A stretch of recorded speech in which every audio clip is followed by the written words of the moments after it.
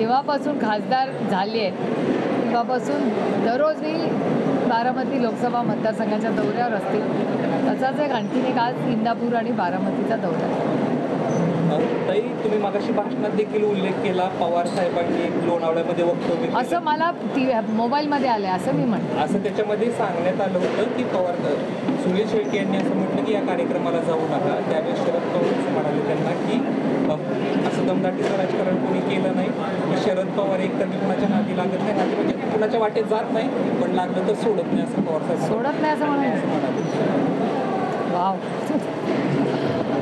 हे दुर्दैव आहे की महाराष्ट्राच्या राजकारणाला जणू काय दृष्टच लागली. कारण महाराष्ट्राचं राजकारण म्हणजे सगळ्यात सुसंस्कृत राजकारण कुठे असेल तर तुमच्या आणि माझ्या महाराष्ट्रात असायचं. आणि आज दुर्दैवाने हे गलिच्छ राजकारण आज या अदृश्य शक्ती आणि त्या यंत्रणांनी सुरू केलं आहे ते अतिशय दुर्दैवी आहे. आणि कैलासवासी यशवंतराव चव्हाणांचा हा महाराष्ट्र आहे, छत्रपतींचा महाराष्ट्र आहे. शाहू फुले आंबेडकरांच्या या महाराष्ट्रामध्ये आज दडपशाही, विरोधात बोलला तर त्याला धमक्या दे, फोन कर आणि काय काय धमक्या आजकाल कानावर यायला आहे. हे अतिशय दुर्दैवी आहे. पण ही लोकशाहीच्या पद्धतीने नाही तर दडपशाहीच्या पद्धतीने आज गोष्टी होत आहेत. त्याचा मी जाहीर निषेध करते. आणि आम्ही इलेक्शन आणि समाजसेवा ही लोकशाही पद्धतीनेच करत आलेलो आहे आणि इथूनच सुसंस्कृतपणाने करत आहोत.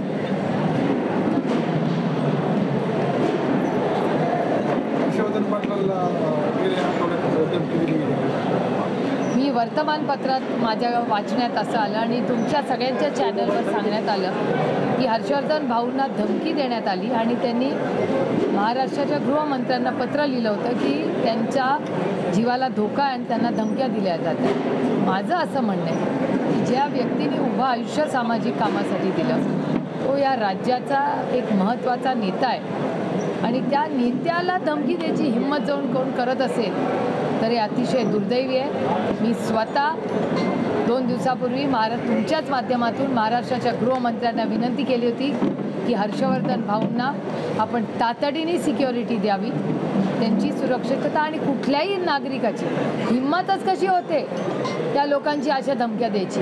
याचा अर्थ गृहमंत्री जबाब दो की गृहमंत्र्यांच्याच पक्षाच्या माणसाला एक धमकी देतो आणि मग गृहमंत्रालयाची काय भीतीच राहिली नाही या राज्यामध्ये. मग कोयता गँग असेल, कोण उल्हासनगरला सत्तेत असलेला माणूस आमदार बंदूक घेऊन चाललंय काय, हे अब की बार गोळीबार सरकार आहे असं झालंय. आणि हर्षवर्धन भाऊ बारामती लोकसभा मतदारसंघातले एक सन्माननीय व्यक्ती आहे आणि बारामती लोकसभा मतदारसंघातल्या आणि महाराष्ट्रातल्या कुठल्याही व्यक्तीला कोणीही जर धमकी दिली तर ती आम्ही सहन करणार नाही. मग ह्याच्यात पक्ष वगैरे काही नाही, ही नैतिकता आहे आणि ही लोकशाही आहे. हे गुंडाराज नाही आहे, हे महाराष्ट्र आहे. ताई, तुम्ही आता असं म्हणाला की महाराष्ट्राच्या राजकारणाला दृष्ट लागली आहे, ही नेमकी दृष्ट कोणी लावली, काय वाटतं तुम्हाला? अदृश्य शक्ती. कारण का अदृश्य शक्ती यायच्या आधी महाराष्ट्रात असं चाललं होतं का? ही कुठली तरी अदृश्य शक्ती आहे ज्यांनी एक गलिच्छ राजकारण महाराष्ट्रात सुरू केलं आहे. पक्ष फोडा, घरं फोडा, हर्षवर्धन भाऊंसारख्या अतिशय महत्त्वाच्या लोकप्रतिनिधींना धमक्या द्या, गोळीबार करा, सत्तेत असलेले लोक विधान भवनमध्ये एकामेकाची डोकी फोडतायत. ही कुठली संस्कृती? ही आपल्या महाराष्ट्राची संस्कृती नाही. हे कुठून येतं हे देवालाच ठाऊक. एक तर हिंमतच कशी होते प्रत्येकाला पोलिसाच्या समोर. मग यंत्रणा काय करते? पोलिसाचा मान सन्मान करणारे आम्ही सगळे आहोत. वर्दी बघितली की आम्हाला अभिमान वाटतो की हे महाराष्ट्राचे पोलीस आहेत. एवढा माझा प्रेम आणि विश्वास आणि आदर त्या महाराष्ट्राच्या पोलिसांच्या बद्दल माझ्या मनात आहे. पण सत्तेत असलेले आमदार यांना वाटतं की आपण काही करू शकतो या देशात.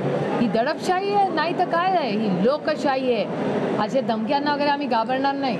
इंदापूरचा जर विचार करायचा झाला किंवा बारामती लोकसभा मतदारसंघाचा विचार करायचा झाला तर जे धमके देणारी लोक आहेत ते काही महिन्यापूर्वी ते आपल्यासोबत होते, आपल्याच पक्षाचे लोक होते. बारामती लोकसभा मतदारसंघाच्या बाहेर राष्ट्रवादी भाजप असेल किंवा सेनेचे असतील तर आपण युद्ध बघितलं, पण बारामती लोकसभा मतदारसंघातच जे आपल्यासोबत होते ते धमके द्यायला लागले. आता धमकीची भाषा कोण करतंय, काय करतंय? ते आम्ही सगळे एकत्र असताना कोणी धमकी दिली का कुणाला? आदरणीय वंदनीय कैलासवासी यशवंतराव चव्हाणांच्या संस्कारात आम्ही मोठी झालो. आदरणीय पवारसाहेबांनी आजपर्यंत कधी कुणाची आवाज वरती करून पण बोललेले नाही आणि 60 वर्षाचा हा अनुभव सगळ्यांना आहे की दुर्दैव आहे की आज काही लोक आज बारामती लोकसभा मतदारसंघात ही मी पहिल्यांदाच ही धमकीची भाषा ऐकते. हे अतिशय दुर्दैवी आणि मी त्याचा जाहीर निषेध करते, कारण का आपल्या मतदारसंघाचं नाव त्याच्यामुळे खराब होते समाज. उमेदवाराची यादी अजून झाली नाही तरी बारामती लोकसभेमधून तुमचा प्रचार चालू आहे. नाही, आम्हाला नवीन चिन्ह आहे. आदरणीय पवार साहेबांचा पक्ष त्याच अदृश्य शक्तीने चुकीच्या पद्धतीने ओरबाडून गेला. पवार साहेबांनी पक्ष स्थापन केला, ते त्याचे अध्यक्ष असताना आम्ही इलेक्शन कमिशनमध्ये अतिशय उत्तम पद्धतीने लढलो. त्यांच्या सगळ्या ज्या टेस्ट आहेत त्यातल्या पहिली टेस्ट झाली नाही तरच दुसरी करायची असते, तर त्या पहिल्या टेस्टमध्ये पण आदरणीय पवारसाहेब पास झाले. तरी त्यांच्या सोयीप्रमाणे अदृश्य शक्तीच्या इच्छेप्रमाणे ज्या चुकीच्या पद्धतीने आदरणीय पवारसाहेबांकडून पक्ष काढून घेतला आला त्याचा मी जाहीर निषेध करते, कारण काही लोकशाही नाही, ही दडपशाही सुरू झाली आणि त्याच्यामुळे हे सगळं राजकारण अतिशय गलिच्छ झालेलं आहे आणि जे खऱ्याच्या बाजूने आहे त्यांच्यावर अन्याय करण्याचं पाप सातत्याने सत्तेचे लोक करतात. जलजीवनच्या कामामध्ये तालुक्यामध्ये भरपूर काही तक्रारी गावागावातून येत आहेत. जलजीवन मिशनची दौंड आणि इंदापूरमध्ये सारखी मी जेव्हा जेव्हा दौंड आणि इंदापूरला येते तेव्हा सातत्याने पत्रकार मला लिहितात.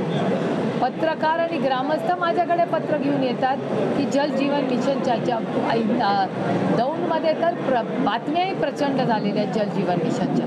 त्याच्यामुळे या जलजीवन मिशनचा एक व्हाईट पेपर आणि फक्त माझ्या मतदारसंघाचा नाही राज्याचा काढावा, कारण काय अतिशय महत्त्वाचा प्रोग्राम आहे. फार कष्ट करून सगळ्यांनीच आम्ही पाठपुरावा करून केंद्र सरकारमधून 50% आणि महाविकास आघाडीच्या काळात 50% जे उद्धवजींचं सरकार होतं, काँग्रेसचं सरकार होतं, राष्ट्रवादी काँग्रेस पक्षाचं सरकार होतं, त्या सरकारने एकत्र मिळून एक खूप मोठी योजना आपण राज्यात केली आहे आणि त्याच्यात जर पत्रकारांना नागरिकांना वाटत असेल तर चुकीचं काम झालेलं आहे तर त्याची पारदर्शकता आलीच पाहिजे. त्याच्यावर एक व्हाईट पेपर काढावा आणि सरकारने सगळ्यांना सांगावं काय खरं आहे आणि काय खोटं आहे. आणि पवारसाहेबांनी प्रचार सुरू केला असं म्हणायचं का? कारण 2019 साली याच इंदापूरमध्ये पवारसाहेब असं म्हणाले की जोपर्यंत सरळ आहे तोपर्यंत सरळ आहे, जर कोणी आपला पाय टाकेल तर तो पाय काढला जाईल. आणि आता लोणावळ्यामध्ये देखील अशाच पद्धतीने त्यांनी वक्तव्य केलं. एकतर पवारसाहेब 365 दिवस लोकांमध्येच असतात.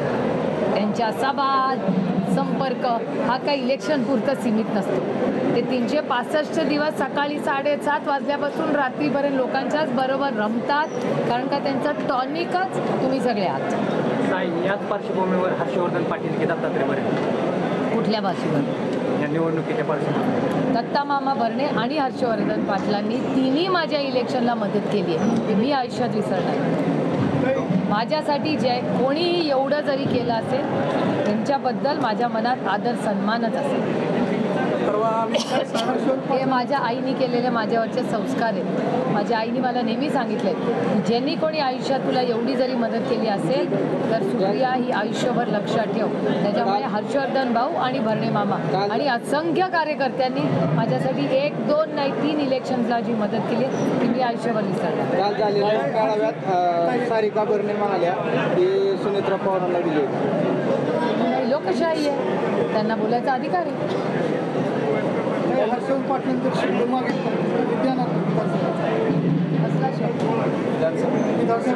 अहो कसं करणार, ते आमच्या विरोधातल्या आघाडीत आहेत. त्यांची महाआघाडी आहे, त्या त्यांची युती आहे. आम्ही महाविकास आघाडी इंडियामध्ये काम करतो. त्याच्यामुळे ते मला कसाला शब्द मागतील, पण ते कसं मागतील मला, ते कसं मागतील.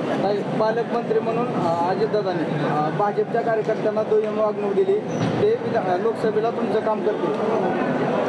तर तो त्यांच्या आघाडीचा, त्यांच्या युती आहे ना, त्यांचा अंतर्गत प्रश्न.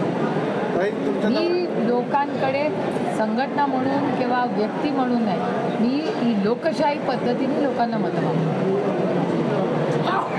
ते महाविकास आघाडीचं जागा वाटपाचं कार्य जो मुद्दा आहे तो अंतिम टप्प्यात आले. साधारणपर्यंत कधीपर्यंत ही चर्चा पूर्ण होईल? मी खरं तर माझ्या लोकसभा मतदारसंघात आहे. तिकडे जयंतराव राऊतसाहेब आणि बाळासाहेब थोरात असतात. मला वाटतं कालही ते प्रेसशी बोललेच असते. त्यामुळे त्यांनी बोलणं जास्त योग्य. ज्या मीटिंगला मी हजरच नाही त्याचं कसं मी माहिती आहे. आतापर्यंत शिवसेना असेल किंवा राष्ट्रवादीचा असेल जो पक्ष वाटपाचा किंवा जागा वाटपाचा निर्णय आता तो महाराष्ट्रात घेतला जायचा. आता मात्र हे दोन्ही पक्ष महायुतीसोबत आहेत आणि हा प्रत्येक निर्णय जो आहे तो दिल्लीत घेतला जातो. अजून महायुतीचा मला काही आश्चर्य वाटत नाही. त्याच्यात काय ही दडपशाही आहे आणि अदृश्य शक्तीच सगळं ठरवते. मुख्यमंत्री साहेबच आसामलाच म्हणले होते की सगळं अदृश्य शक्तीच चालवते.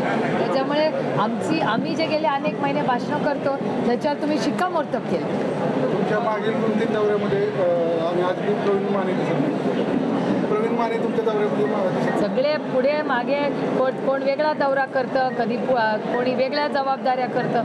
आता डिव्हिजन चाललंय. प्रत्येकाने आपापली जबाबदारी घेऊन कामाला लागायचं. सगळ्यांनी सगळीकडे नाही फिरायचं. महायुतीत अजित पवार गटाला 3 जागा दिल्या जाणार असल्याचं बोललं जाते. भाजप एक प्रकारे अजित पवारांचं पुष्टीकरण करतंय का? मला कन्फर्म काही माहिती नाही आणि दुसरे काही घर में मैं नहीं जागती. काही अमित शाह साहेबांनी त्या दिवशी स्टेटमेंट केली की पवार साहेबांना सुप्रिया आता कोणी कुणाच्या मुलांसाठी काय करावं हा त्यांचा वैयक्तिक विषय. मी त्यांना विचारलं आहे का कधी की त्यांनी त्यांच्या मुलांसाठी काय केलं. पण मला एक गोष्टीचा आनंद आहे की अमितभाई शाह जे महाराष्ट्रात आल्यानंतर नॉर्मली नॅचरली करप्ट पार्टीला NCP म्हणायचे. आज तो भ्रष्टाचाराचा आरोप नाही केला आमच्याबद्दल. त्या भ्रष्टाचाराच्या आरोपातून आम्हाला मुक्त केलं. भाजप सातत्यानं म्हणते हे घराणेशाही आहे, विरोधक आहेच आमची घराणेशाही. आमची आहेच ना. मी कुठं म्हणते मी आहेच घराणेशाही. मी प्रतिभान शरद पवारांची मुलगी आहे ज्याचा मला सार्थ अभिमान आहे. पण जेव्हा ते मला घराणेशाही म्हणतात त्याचा अर्थ जर मला कोणी समजून सांगितला तरी चालेल. कारण का ते ज्या व्यासपीठावर सगळे बसतात त्याच्यावर घराणेशाहीचं वेगळं मॉडेल आहे का आमच्यापेक्षा? परंतु भाजपमध्ये घराणेशाही नाही का? बरं, भाजपमध्ये घराणेशाही आहे, तुमच्या मित्र पक्षांमध्ये घराणेशाही आहे. कसं आहे ते आपलं ते बाबड्या आणि दुसऱ्याचं ते कार्टन असं आहे ते. आता तुम्ही दडपशाहीबद्दल बोलताना किंवा धमक्याबद्दल बोलताना असं म्हणाला की बारामती लोकसभा मतदारसंघात थोडी जरी धमकी दिली तर ती पहिली मला धमकी होती. तर काय होतं कारण तुम्ही शूटिंग परवा हर्षवर्धन भाऊंवर जो हर्षवर्धन भाऊंनी जे पत्र लिहिलं ती धमकी होती असं त्या पत्रात लिहिलेलं आहे आणि तुम्ही रिपोर्टिंग तसं केलं. त्याच्यामुळे जर एवढ्या मोठ्या नेत्याला आणि असं दबक्या आवाजामध्ये गोष्टी ऐकू येतात आजकाल की अरे मला फोन आला, मला धमकी देण्यात आली, माझं हे झालं ते झालं, तुझा निधी देणार नाही, अशा दबक्या आवाजात लोकांमधून आणि पत्रकारांकडून गोष्टी येतात. हे मी काही ऐकलेल्या नाही आहेत पण पत्रकार किंवा चॅनल किंवा आम्ही असे तुम्ही लोक भेटला अशा गोष्टी आम्हाला सांगण्यात येतात. तर मग अशा वेळीस माझं कर्तव्य नाही का की जर बारामती लोकसभा मतदारसंघाची मी लोकप्रतिनिधी आहे, त्या लोकप्रतिनिधी म्हणून काम करताना या मतदारसंघातल्या कुठल्याही सन्माननीय मतदाराला जर कोणी धमकी देत असेल तर माझी नैतिक जबाबदारी नाही का त्या व्यक्तीच्या बाजूने उभं राहणं. कारण का ही लोकशाही आहे, ही दडपशाही नाही. त्याच्यामुळे मी सगळ्यांना सांगितलं आहे तुम्हाला जर फोन आले तर त्यांना सांगा सुप्रिया सुळेंना पहिला फोन करा, धमकी द्या, मग माझं बघू. धमके वारंवार आपल्या कार्यकर्त्यांना धमके देतात, त्याचं स्वरूप काय आहे? आता स्वरूप काय नाही, आता तुमच्या चॅनलवर आणि TV वर ऐकायला मिळतं. तुमच्या चॅनलवर आणि तुमच्याच वर्तमानपत्रात धमकीची पत्र किंवा रेफरन्सेस येतात. त्याच्यामुळे माझ्यापेक्षा तुम्हाला जास्त माहिती आहे कोण धमक्या देते आणि कशा देते. आपल्या कार्यकर्त्यांकडून माझ्या धमका आमच्या कार्यकर्त्यांना धमके दिले जातात, त्यांच्याकडून काय आपल्याला माझं एवढंच म्हणणं आहे की मी एक सुसंस्कृत मराठी महिला आहे. माझा ट्रॅक रेकॉर्ड सगळ्यांनी पाहिला आहे. मी इथे धमकी द्यायला नाही आली. मी तुमच्या आयुष्यात एक चांगला बदल आणि सेवा करण्यासाठी आले. पण जर राष्ट्रवादी काँग्रेस पक्ष नाही कुठल्याही पक्षाच्या कुठल्याही व्यक्तीला कोणीही धमकी दिली तर त्या व्यक्तीच्या बरोबर पूर्ण ताकदीने सुप्रिया सुळे उतरेल. एवढंच मला अतिशय प्रांजळपणे सांगायचं.